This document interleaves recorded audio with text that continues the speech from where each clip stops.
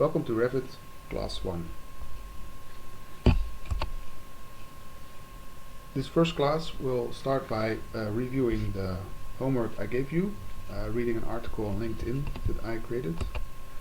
Then we're going to talk about the thinking mentality when modeling, discussing what are the different parameters and different families that exist in Revit. I'm going to lay down some basic rules that we need to comply to always, and some naming and classification rules. So first, the LinkedIn article. Well, the LinkedIn article isn't really about what Class 1 is about. It's merely to give you a view of the horizon. Learning to build Revit families is not just about geometry. So this article is actually to show you how we can automate our workflows and to give you a bit of an insight in what IFC is about, because that's one of the most important things in BIM. I'm not going to explain too much about it, but this is what this graph does, what I created. Basically, if you start a new family, there are no parameters yet in this family. Well, some built-in parameters, but the IFC parameters are still missing. Now here are some files that you need to set, and then you get this first dialog box where you can choose the IFC entity that you want to build. Now the first thing you will see, you maybe notice, is that the IFC entities are sometimes different from the Revit categories. Now that's a challenge. This one is generated from the sheet names in the Excel file that accompanies this graph. So if you have chosen, for example, IFC covering, that's our example, you then can choose an enumeration, which is basically it's not a subcategory, but you can see it a bit like that. So if you have a covering, that can be a ceiling or flooring or cladding and insulation. It can even be something that you want to define yourself, or if you don't know what it is, you can say it's not defined. And then what it does is it looks at the sheet in the Excel and takes out all the parameters that you need. So in line 1 and 2 it says export as, export type. Those are specific for Revit. The other ones is external through combustible, are specific parameters, we call them properties in IFC, that belong to covering, and they belong to all the coverings. Now we have chosen flooring, and if you see under enumerations in line under line 11, you see that what you can choose from in the right dialog box on the left, you see that only the words with in capitals are being shown. So if we have chosen flooring, you will see that in line 19 and 20 of the Excel there are two extra parameters. Has non-skid surface, has anti-static surface. Now those two properties only belong to flooring. You can imagine you cannot walk on the ceiling, so a non-skid surface or anti-static surface is a bit strange to have on a ceiling or on some vertical insulation. Now also in column E you can define whether your properties are type or instance. We'll get to that later. And in the dialog box you can change this if you want. And the result is a list of IFC parameters that were not there in the beginning when you started creating this family, but now they are, and these are all the ones that you need for covering flooring. And this is quite handy, because now you don't have to think of everything every time that you create a family. So that's one part of the thinking mentality. Think like IFC, think of what you should export, because that's really a big part of the I in BIM, the information part. If you look at this colorful picture, that's a part of our BIM protocol, where every color is a different element. You'll see that this facade is built up by different elements from different manufacturers, because this the blue brickwork will be bought from a brick factory, and will be transported to the site months after the red inner walls are placed. So these two walls are totally different. They come from different factories, and they arrive at the building site at a different time. So those two can never be one wall, and that's a mistake that people make in the beginning, or when designing. Just create one thick wall that consists out of everything that you need. And in the beginning it may look easy or fast, but actually it's not. It's also wrong, but it's also not really easy to model with. So think like a builder. If it's separate on site, if somebody else needs to do it, then it cannot be one part. Another way, if we look at the detail vertically, is to which building stories do the elements belong to. In IFC we chop up the building in building stories, but also in Revit. You see the blue, all the blue parts are part of the first floor, and you see also see that there's no clean cut at the first level. Of course, bricks have their own dimension, and they start at a specific height, and that height doesn't really necessarily have to be the same as the building story. So the blue brickwork can start at level 1 minus 30 millimeters or so. So only elements like large columns that actually span in real life from multiple floors can be modeled as elements that span 2 floors.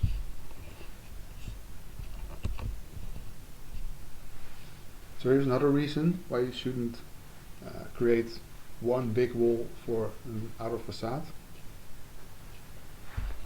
Because this is a gevelpakket, the outer facade, and it consists in this case out of 4 elements. And you see that the 2 elements on the left are the interior, like timber framing with some insulation, and the other ones are on the outside. And actually the grey one on the outside is air. So you see that those 2 parts are a bit different in height from each other. They have an offset. So you can achieve this in one wall in Revit, but that's basically really hard to do, really hard to maintain in the building. And especially this is really impossible to create in one wall, and this is what we have a lot, because most of our buildings are made out of a concrete structure with the timber framing on the inside and the outer wall overlapping the grids. Now this is one solution I created in Dynamo to create a gevelpakket. I will show you in one of the later classes. Now here is the wall, or actually there are 4 walls surrounding a shaft, and what you'll see that these walls are allowed to join at the end. Now if you measure these walls, you'll see that the long walls are 1300 millimeters and the short ones are 600, which is actually wrong if you measure it, because if you put these ends on disallowed join, you will see that this is correct. The walls are the long walls are both 1300 millimeters, the short one 600. Now this result is not desirable, but it's a correct one, because these walls always snap. If they join, they snap to the center of the wall, and it's not the center that you say wall center line or It's actually the center line of the wall location.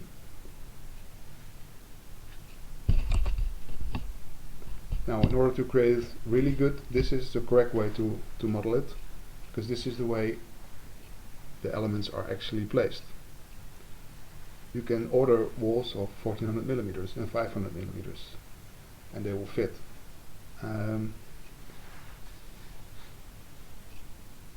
Also, if they are joined and the thicknesses of the walls vary, then you really get a different result. So what kind of parameters do we have? We have shared parameters, project parameters, family parameters, global parameters. And those 4 types can also be type or instance. And instances can be reporting in families only. And of course every parameter can be of a different type, like a text or integer, number, a yes, no, etc. And they belong to a parameter group, like IFC parameters, identity data, visibility, other. And what you see, what's the most important family parameter? Those are shared parameters. And if you would want to add one, you will see that they can be shared by multiple projects and families, and be exported and appear in schedules and tags. That means that shared parameters are the most versatile. You can use them throughout your project and families, and they will always be the same.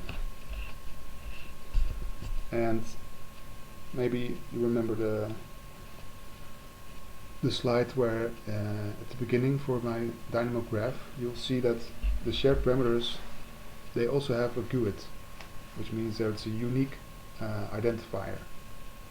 So if you take a parameter from a file, because that's what the shared parameter is, it's actually a parameter that is written down in a file, then you will always get the exact same parameter. Even though the name can be the same from 2 different files, or actually if you type it in yourself, the name can be the same, but the name is just a tag, a label. It's the GUID that says what the parameter actually is.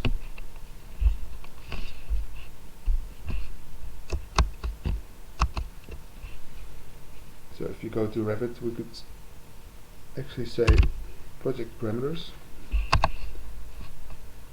You'll see a list of those, and if you add one, you can type in a project parameter, and that might be 1, 2, 3 of the type, well, can be an integer maybe, and group it under, I don't know, something. Doesn't really matter. You can say I want to have this on walls only.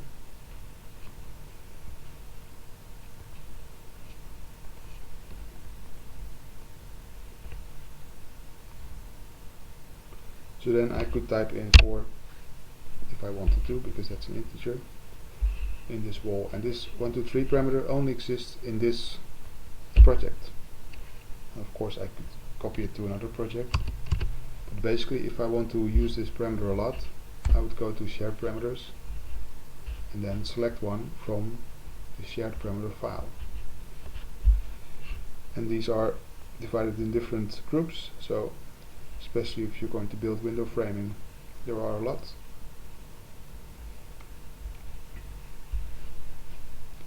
So you can choose from those, and of course there are different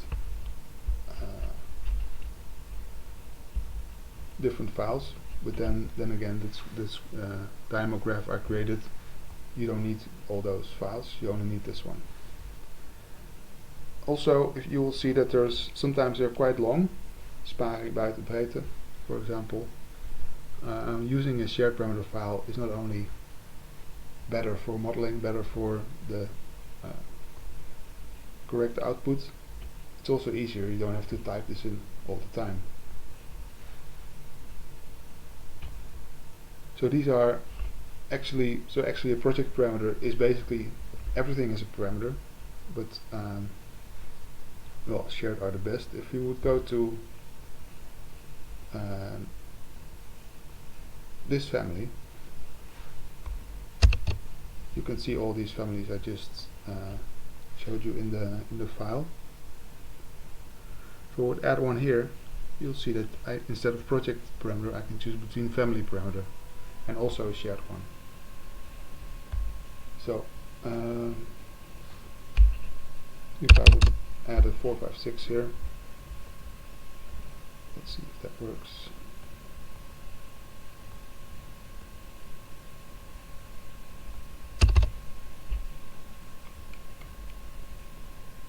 Oops,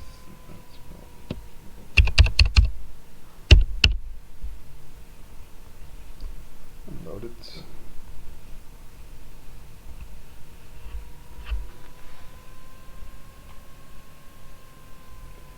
You see it's added here,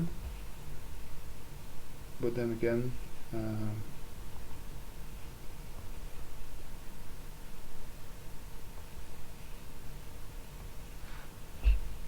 if I would create a schedule, probably don't have one yet, so a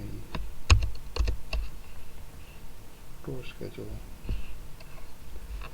let's say. So here we could ask, what do we need from the doors? Maybe the family and the type. And I want this 456 parameter I just created, but it's not there. And that's because it's a family parameter and not a shared parameter.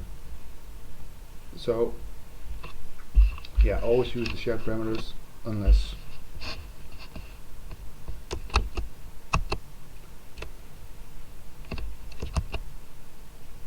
okay. I worry.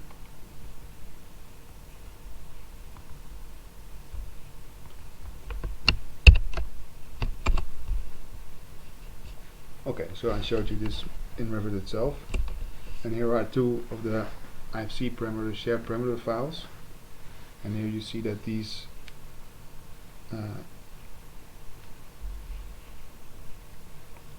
the GUIDs, and what you see that there is actually a difference between the regular instance parameter called classification code and the classification code that can only be used as type. So that's very important. Okay, now what are the different families that we can use or create? There are only two types: system families, loadable families. System families are ceilings, floors, roofs and walls, and some other ones that we don't use, like stairs, railings, curtain walls. And the loadable families are actually everything else. Any file that has the RFA, Revit Family extension.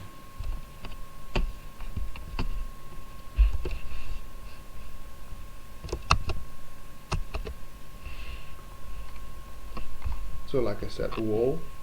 If you go to families, you will see all the categories here, or basically all the categories that exist in this project. And if I would take out all the doors, then this category would go away. And you would, if you take out all the loadable families, you would only have a project with system families in it. Now, so ceilings are a system family. You can create one here.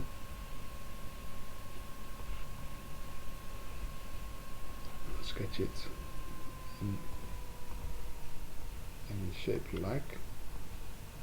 And of course there is the BIM way as well, that if you would do this, it's not allowed because these represent two different rooms in this case.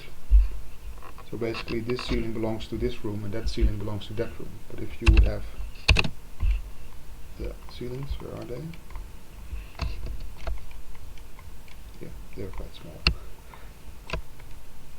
This is now one ceiling. But basically that's not allowed because if there are two ceilings, you should create two ceilings. And you see that the ceiling will start at the ground floor plus 2600, whereas I would create a floor and type 1 depth roof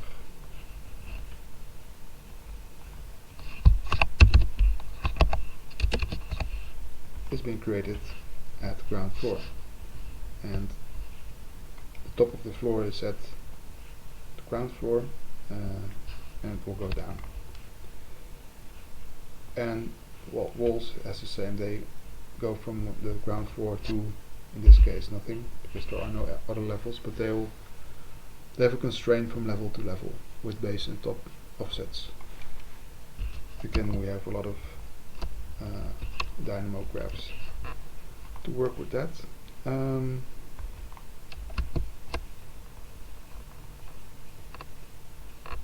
So basically system families can only be created in the project. I don't know why they're not called project families, but so this floor can only be copied to another project by copy pasting it or by transferring the project standards from one file to another.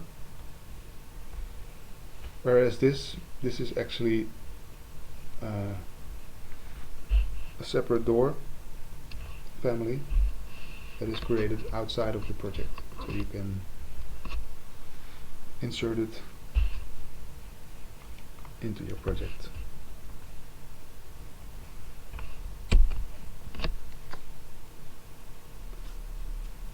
Now, let's talk about the rules. There are actually 3 basic rules. No warnings, no mirroring, no AutoCAD. Those are the most important rules you should always take in account. Always be aware. Because it doesn't really matter if you're in a hurry or not. Warnings, they pop up. And if you don't see them, check every now and then. And just check it every now and then anyway. Because warnings, they tend to multiply, like weeds, like a virus. If you start by doing one thing wrong, then you start copying stuff that is already wrong. So if you start out with just a few warnings and you think, oh, I'll fix this at the end of the week, at the end of the week there will be 20 or sometimes more. And a lot of these warnings actually are bad for the model, or bad for how you're creating geometry, like walls that are overlapping. Those are really bad, because overlapping walls, that's basic clash. And if somebody opens our model and they'll see like 10 dwellings with 20 overlapping walls, well, they cannot trust this model. So always check the warnings, always fix the warnings. Now, of course, mirroring is also not allowed, because when mirroring a door, the door information says this is a single swing left, so a door that opens to the left. And if you mirror it, it looks like the door will open to the right, but if you select the door, it will still open to the left. And drawings are 2D, so we don't do that anyway. 2D is just an export, and of course we export 2D drawings from our model. But if you insert AutoCAD files into your model, you will get a ton of line styles, line types, layers, everything that you cannot get rid of anymore. Also, you might have a different precision in your drawings. So if you would draw in AutoCAD on 8 zeros behind the comma, Revit doesn't do 8, it does only 3. So if you would draw your grids in AutoCAD, import it into Revit, and then align your grids with those AutoCAD grids, you just get the wrong model. It's not precise enough.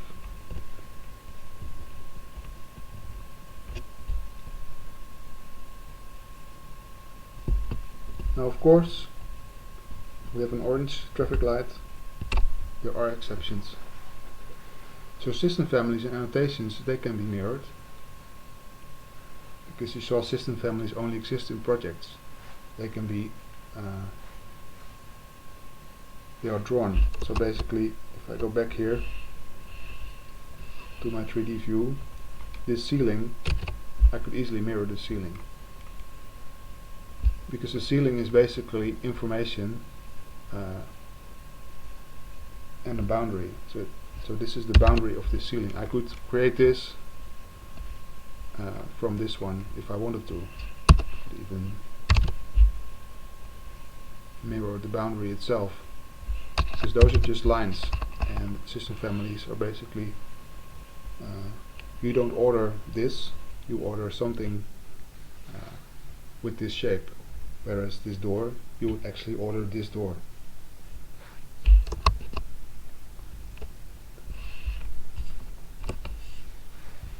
Now, of course, there are also exceptions for AutoCAD files. There can be one situation drawing that is provided to us by the municipality. And of course, when you start detailing and you want to have a nice 2D picture of your window frame in your detail, you would get these 2D cut files from the manufacturer. Of course, you can import them into your family, in your 2D family, but then make sure that you purge everything before you save it.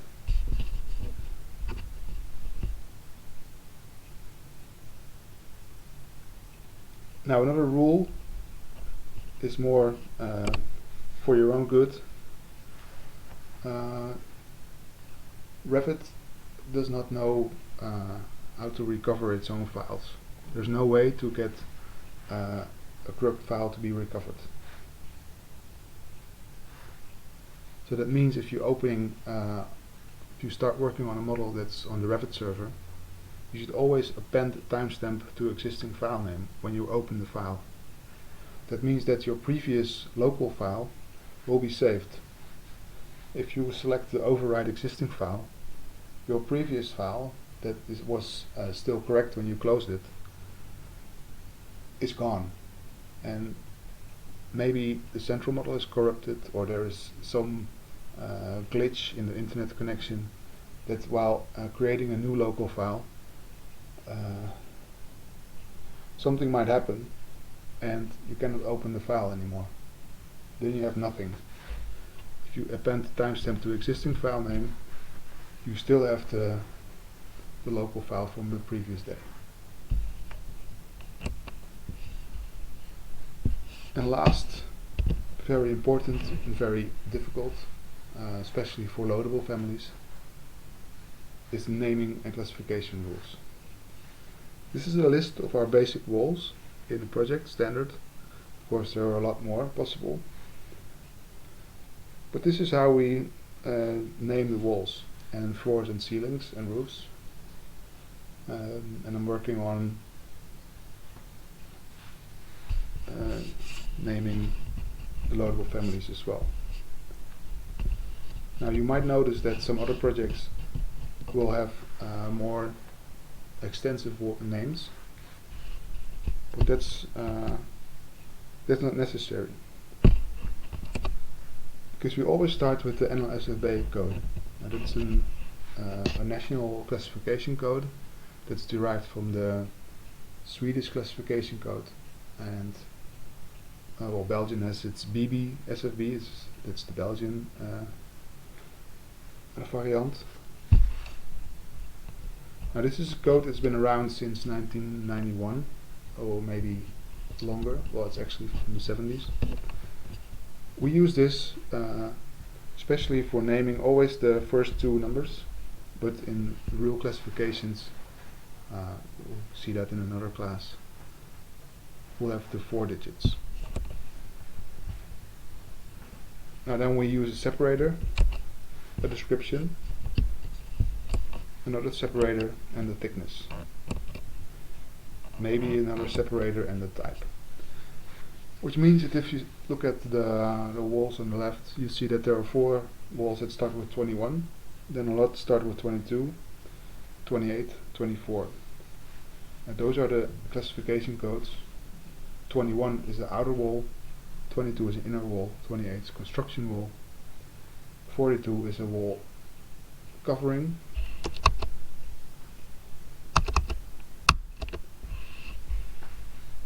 this is the book, and you see that this is only table 1, which is already 81 pages, but it's still important to notice. So you see 21, see a picture what is meant by 21, and 22, floors, staircases, construction. Now 30, usually openings in outer walls, 32 would be openings in inner walls, and the list goes on.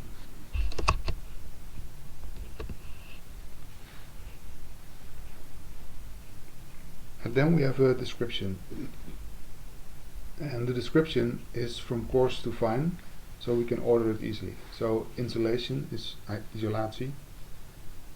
Of course you could just say minerale wall, glass wall, stain wall, but those are well, minerale wall starts with M, glass wall with G, stain wall with S, so they would be scattered around the list. So we just first say isolatie and then the type of isolatie. Same for basically everything. Kalkzandsteen,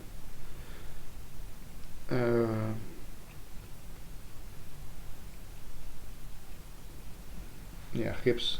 You can have different types of gips, and you see that between in the description there are use of spaces and not underscores, and that's very important because I have automated this to create IFC names for all these system families. So if you added another separator, this dynamo graph will break and your output will be wrong. Then there's the thickness, which is the total thickness of the wall, and we don't use units because we've already said in the Netherlands that all the building drawings, all the building is done in millimeters, so you don't need to add millimeters, which is a good thing because for tiling, if something is 150 by 150 by 10, well, here you see how we do that, but in previous you would projects you will find 150 by 150 by 10 millimeters, or 150 millimeters times 150 millimeters by 10 millimeters, with or without spaces surrounding the axis. So that's why it's really important to have the correct naming, otherwise you will get totally different names for the same materials, the same walls in a project. Now of course there's this problem, well not really, you could have metal stud walls that are both 125 millimeters, but the compound layers are different. Sometimes you would have 75 millimeters of insulation where there are two on the interior and exterior. There is a double gypsum board. Those add up to 25 plus 75 plus 25 is 125 millimeters. Or you could have a metal stud wall that is only one layer of gypsum, and then 100 millimeters of insulation and another 12.5 millimeters of gypsum. So that one is also 125 millimeters. So we just call them type 1, type 2, type 3. Because it doesn't really matter in Revit what it's called, because you know what you need. You just select the type that you need and you work with that. And all the information about what kind of materials, how thick the materials are, how many of these materials are in this wall, it's all information. It's the I and BIM.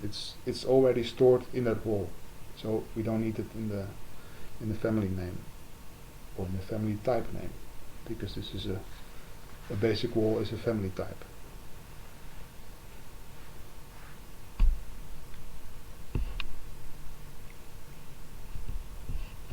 Okay, so that's it for class 1.